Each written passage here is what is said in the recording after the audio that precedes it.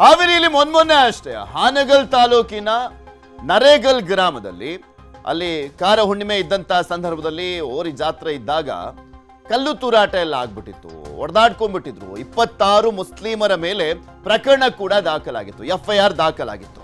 ಹಾವೇರಿಯಲ್ಲಿ ಆ ಒಂದು ಕೋಮು ಗಲಭೆ ಮರೆಮಾಚುವಂತ ಸಂದರ್ಭದಲ್ಲೇ ಮತ್ತೊಂದು ಘಟನೆ ಬೆಳಕಿಗೆ ಬಂದಿದೆ. ಕ್ಷುಲ್ಲಕ ಕಾರಣಕ್ಕೆ ಬೀದಿ ಬದಿ ವ್ಯಾಪಾರಿಯ ಹತ್ಯೆ ಆಗಿದೆ.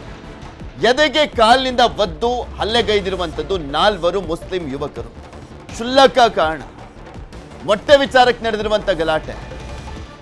100 ರೂಪಾಯಿ ಕೊಟ್ಟ 500 ರೂಪಾಯಿ ಕೊಟ್ಟ ಅನ್ನುವಂಥ ಕಾರಣಕ್ಕೋಸ್ಕರ ಗಲಾಟೆಯಾಗಿ ಒಂದು ಹತ್ಯೆನೇ ಆಗಿದೆ. ಹಾವೇರಿ ಜಿಲ್ಲೆಯ ರಟ್ಟಿಹಳ್ಳಿ ಪಟ್ಟಣದಲ್ಲಿ ನಡೆದಿರುವಂಥ ಘಟನೆ ಇದು. ಹಲ್ಲೆ ತೀವ್ರತೆಗೆ ವ್ಯಾಪಾರಿ ಶಿವಾಜಿ ರಾವ್ ಬೈರೋಜಿ 55 ವರ್ಷ ಸಾವನ್ನಪ್ಪಿದ್ದಾರೆ. ಮೊಟ್ಟೆ ಖರೀದಿ ಮಾಡಲಿಕ್ಕೆ ಅಂಗಡಿಗೆ ಬಂದಿದ್ದಂಥ ಯುವಕರಿಂದ ಹತ್ಯೆಯನ್ನ ಮಾಡಲಾಗಿದೆ. ಮೊಟ್ಟೆ ಖರೀದಿ ಮಾಡ್ಲಿಕ್ಕೆ ಬಂದಿದ್ರು ಯುವಕರು. ನಾನು ಕೊಟ್ಟಿದ್ದು 500 ರೂಪಾಯಿ ಅಂತ ಜಗಳ ತೆಗೆದಿದ್ದಾನೆ ಯುವಕ ವಾಸಿಮನವನು. 500 ಕೊಟ್ಟಿಲ್ಲ, ನೀನು ಕೊಟ್ಟಿದ್ದು ಬರೀ 100 ರೂಪಾಯಿ ಅಂತ ಹೇಳಿದ್ದಾರೆ. ಶಿವಾಜಿರಾವ್ ಅವರ ಪುತ್ರ. ಶಿವಾಜಿರಾವ್ ಅವರ ಪುತ್ರನ ಜೊತೆ ಗಲಾಟೆಯನ್ನ ಮಾಡಲಾಗ್ತಾ ಇತ್ತು. ಗಲಾಟೆ ಬಿಡಿಸ್ಲಿಕ್ಕೆ ಬಂದಾಗ ತಂದೆಗೆ ಹೊಡೆದು ಕೊಂದಿರುವಂಥದ್ದು ಯುವಕರು. ಗಲಾಟೆ ಬಿಡಿಸ್ಲಿಕ್ಕೆ ಬಂದಂತ ಶಿವಾಜಿರಾವ್ ಅವರಿಗೆ ಹೊಡೆದು ಕೊಂದಿದ್ದಾರೆ ಯುವಕರು. ವಾಸಿಂ ಮುಲ್ಲಾ, ಸರ್ಫರಾಜ್ ಮುಲ್ಲಾ, ಸಾದಿಕ್ ಮುಲ್ಲಾ ಹಾಗೂ ಶಿರಾಜ್ ಮುಲ್ಲಾ 4 ಮುಲ್ಲಾಗಳು. ಇವರ ವಿರುದ್ಧ ಪ್ರಕರಣ ದಾಖಲಾಗಿದೆ. ಘಟನೆ ಬಳಿಕ ಸ್ಥಳದಿಂದ ಎಸ್ಕೇಪ್ ಆಗಿರುವಂತ 4 ಮುಲ್ಲಾಗಳು. ಈ ಘಟನೆಯಿಂದಾಗಿ ರಟ್ಟಿಹಳ್ಳಿ ಪಟ್ಟಣದಲ್ಲಿ ಉದ್ವಿಗ್ನ ವಾತಾವರಣ ಸೃಷ್ಟಿಯಾಗಿದೆ. ಸ್ಥಳಕ್ಕೆ IG ರವಿಕಾಂತೇಗೌಡ ಹಾಗೂ SP ಯಶೋಧ ವಂಟಗೋಡಿ ಭೇಟಿಯನ್ನ ಕೊಟ್ಟಿದ್ದಾರೆ. ಈ ಉಳುವರಿಗೆ ಗೊತ್ತಾದ ಸರ್, ಗಲಾಟೆ ಆಗೈತಿ, ಹಿಂಗೆ ನಮ್ಮ ಅಣ್ಣನ ಮಗ ಫೋನ್ ಮಾಡತ್ತಿ ಹಂಗೆ ಹೋಗೋದ್ವಿ ಸರ್. ಅದಕ್ಕಿಂತ ಮುಂಚೆ ಏನಾತಂದ್ರೆ ನಾವು ರಟ್ಟಾಳಿ ಬರೋರಿ ಸರ್, ನಾವು ಹೋಗ್ಲಿಲ್ಲ ರಟ್ಟಾಳಿ ಕಡೆಗೆ. ನಾವು ಗಲಾಟೆ ಮಾಡಿ ಒಂದಪಡಿಗೆ ಮನೆಗಿದ್ನ ಹೆಂಗೆ ಅದು ಏನು ಮಾಡ್ಯಾರ ಮಾಡಿ ಸಾಬ್ರ ಮಾಡ್ರಿ 4 ಜನ ನಮ್ಮ ಅಣ್ಣನ ಮಗ ಹೇಳಿದ್ ಸರ್. ಅವ್ರಿಗೆ ಇಬ್ಬರು 2-3 ಸಲ ಅವರೇ ಗಲಾಟೆ ಮಾಡ್ತಿದ್ರು, ಅವರೇ ಹೊಡ್ತಾರಂತ. ಏನು ಸರ್ ಅದು ಏನು ಗಲಾಟೆ ಹಂಗನ್ರಿ, ಕಿತಾಪತಿ ಮಾಡ್ಕೊಂತಿರೋರು ಅವರಲ್ಲಿ. ತತ್ತಿ ತಗರ ಹೋಗಿದ್ರು. ರೀ ಬರೀ ಹಿಂಗಾಗಿ 4 ಟೈಮ್ ಹಿಂಗೆ ಮಾಡ್ಯಾರ ಸರ್ ಅವ್ರ ಮಕ ನೋಡಿದ್ರು ಸರ್. ನಾವು ಅಲ್ಲೇ ಭಾಳ ವರ್ಷ ಹತ್ರ ಸರ್ ಅವ್ರು ರಟ್ಟಾಳಿ ಬಂದು ದಾಂಧಿ ಮಾಡಿ ಅವರೇ ಏನು ಮಾಡ್ಯಾರ ಅಂತಂದು. ಅದ ಸರ್ ಏನು ಮಾಡ್ಬೇಕು ನೋಡ್ರಿ, ಮತ್ತು ಅದಕ್ಕೆ ನಮಗೆ ಪರಿಹಾರ ಕೊಡ್ಸೋಕೆ ಅವ್ರು ಏನಾರು ಮಾಡಿ. ರೀ ನಡ್ಕೊಂತಿದ್ರು ಬರೀ ಹಿಂಗೆ 4-5 ಟೈಮ್ ಹಿಂಗೆ ಮಾಡ್ಕೊಂತ ಗಲಾಟೆ ಆಗಿ ಸ್ಟೇಷನಿಗೆ ಸಹಿತ ಹೋಗಿ ಬಂದಾರ. ಮತ್ತು ಪೊಲೀಸರ ಬಗೆಹರಿಸ್ತಿದ್ರು ಅವಾಗ. ಈಗ ಒಂದಪಟ್ಟಿಗೆ ಹಿಂಗೆ ಮಾಡ್ಬಿಟ್ಟು ನೋಡಿ ಸರ್. ಇಂದು 4 ಸಲ ಗಲಾಟೆ ಮಾಡಿ ಸರ್ ಅವ್ರು. ಏನು ಮಾಡ್ಯಾರ ಸರ್, ಮೋಸದಿಂದನೇ ಮಾಡ್ಯಾರ ಸರ್. ಅವ್ರಿಗೆ ಏನಾರ ಶಿಕ್ಷೆ ಆಗ್ಬೇಕು ರೀ ಸರ್. ಈಗ ನಮ್ಮ ಮಣ್ಣಿಗೆ ಹಿಂಗೆ ಆಗೈತಿ ಅಂದ್ರೆ ಅವ್ರಿಗೆ ಶಿಕ್ಷೆ ಆಗ್ಬೇಕು. ಪದೇ ಹ್ಞೂ ಸರ್, ಹಿಂಗೆ ಕಂಟಿನ್ಯೂ ಹಿಂಗೆ 4-5 ಟೈಮ್ ಹಿಂಗೆ ಮಾಡ್ರಲ್ಲ, ಕಂಟಿನ್ಯೂ ಅವ್ರಿಗೆ ಶಿಕ್ಷೆ ಆಗ್ಬೇಕು ರೀ ಅವ್ರಿಗೆ. ಬರೀ ನಾವು ಭಾರಿ ಹಿಂಸೆ ಮಾಡ್ತೀವಿ ಸರ್ ಅವ್ರು. ರಟ್ಟಿಹಳ್ಳಿಗೆ ಶಿವಾಜಿರಾವ್ ಮೃತದೇಹವನ್ನ ರವಾನೆ ಮಾಡಲಾಗಿದೆ. ಪೊಲೀಸ್ ಬಂದೋಬಸ್ತ್ನಲ್ಲಿ ಮೃತದೇಹವನ್ನ ಕಳಿಸಿಕೊಡಲಾಗಿರುವಂಥದ್ದು. ಅಹಿತಕರ ಘಟನೆ ನಡೆಯದಂತೆ ಬಿಗಿ ಭದ್ರತೆಯನ್ನ ಕೈಗೊಳ್ಳಲಾಗಿದೆ. ಆಂಬ್ಯುಲೆನ್ಸ್ ಮೂಲಕ ರಟ್ಟಿಹಳ್ಳಿಗೆ ಮೃತದೇಹವನ್ನ ರವಾನೆ ಮಾಡಲಾಗಿದೆ.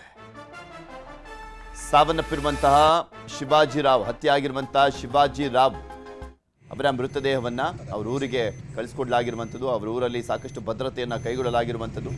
ಯಾವುದೇ ಅಹಿತಕರ ಘಟನೆಗಳು ನಡೆಯದ ರೀತಿಯಲ್ಲಿ ಪೊಲೀಸರು ಬಿಗಿ ಬಂದೋಬಸ್ತನ್ನ ಮಾಡಿದ್ದಾರೆ. 4 ಮುಲ್ಲಾಗಳ ನೇಮ್ಗಳನ್ನು ಹೇಳ್ತಾ ಇದ್ದೆ. ಎಸ್ಕೇಪ್ ಆಗಿದ್ದಾರೆ. ಪೊಲೀಸರು FIR ದಾಖಲು ಮಾಡಿಕೊಂಡಿದ್ದಾರೆ, ತನಿಖೆಯನ್ನು ಮಾಡ್ತಾ ಇದ್ದಾರೆ. ಅವ್ರನ್ನ ಹುಡುಕುವಂಥ ಕೆಲಸ ಆಗ್ತಾ ಇದೆ. ಈ ಹಿಂದೆನೂ ಕೂಡ ಇದೇ ರೀತಿಯಾಗಿ ಗಲಾಟೆ ಮಾಡಿದ್ರು ಅನ್ನುವಂಥದ್ರ ಬಗ್ಗೆ ಶಿವಾಜಿರಾವ್ ಅವರ ಸಹೋದರ ಗಣೇಶ್ ಅವರು ಹೇಳ್ತಾ ಇದ್ರು.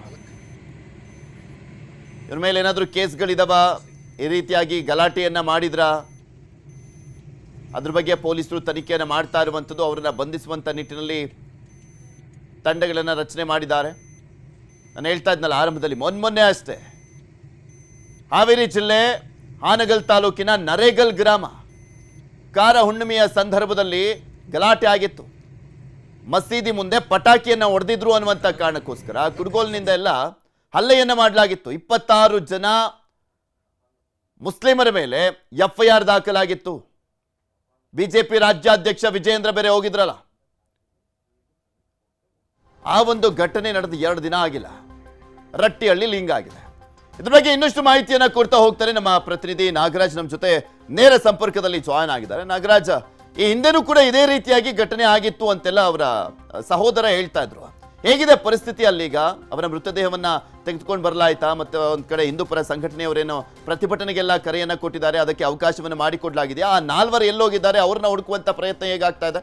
ಖಂಡಿತವಾಗ್ಲೂ ಪೃಥ್ವಿರಾಜ್, ಈಗಾಗಲೇ ಈ ಒಂದು ಘಟನೆಯ ಬಳಿಕವಾಗಿ ಐಜಿ ಆಗಿರ್ತಕ್ಕಂಥ ರವಿಕಾಂತೇಗೌಡ ಆಗ್ಲಿ ಮತ್ತೆ SP ಆಗಿರ್ತಕ್ಕಂಥ ಯಶೋಧ ವಂಟಗೋಡಿ ಅವರು ಕೂಡ ರಟ್ಟಿಹಳ್ಳಿಯಲ್ಲಿ ಕೂಡ ಮೊಕ್ಕಮ್ಮನ್ನ ಹೂಡಿದ್ದಾರೆ. ಯಾವುದೇ ರೀತಿಯಾದಂತಹ ಅಹಿತಕರ ಘಟನೆಗಳು ಕೂಡ ನಡೆಯಬಾರದನ್ನುವ ರೀತಿಯಲ್ಲಿ ಕೂಡ ರಟ್ಟಿಹಳ್ಳಿ ತುಂಬಾ ಕೂಡ ಪೊಲೀಸ್ ಬಂದೋಬಸ್ತ್ ಅನ್ನು ಕೂಡ ವಹಿಸಲಾಗಿರ್ತಕ್ಕಂಥದ್ದು. ಈಗಾಗಲೇ ಶಿವಾಜಿರಾವ್ ಅವರ ಮೃತದೇಹ ಕೂಡ ಹಾವೇರಿ ಜಿಲ್ಲಾ ಆಸ್ಪತ್ರೆಯಲ್ಲಿ ಕೂಡ ಮರಣೋತ್ತರ ಪರೀಕ್ಷೆಗೆ ರವಾನೆ ಮಾಡಲಾಗಿತ್ತು. ನಿನ್ನೆ ತಡರಾತ್ರಿ ಕೂಡ ಬೆಳಗ್ಗೆ 4 ಗಂಟೆ ಹೊತ್ತಿಗೆ ಜಾವಿನಲ್ಲಿ ಕೂಡ ಅವರ ಮರಣೋತ್ತರ ಪರೀಕ್ಷೆ ನಡೆಸಿಕೊಂಡು ಈಗಾಗಲೇ ಹೆದ್ದಾರಿ ಉದ್ದಕ್ಕೂ ಕೂಡ ಪೊಲೀಸ್ ಬಂದೋಬಸ್ತಿನಲ್ಲಿ ಅವರ ಮೃತದೇಹವನ್ನ ಕೂಡ ರವಾನೆಯನ್ನ ಮಾಡ್ತಾ ಇದ್ದಾರೆ. ನೀವು ದೃಶ್ಯಗಳಲ್ಲಿ ಗಮನಿಸ್ತಾ ಹೋಗ್ಬೋದು.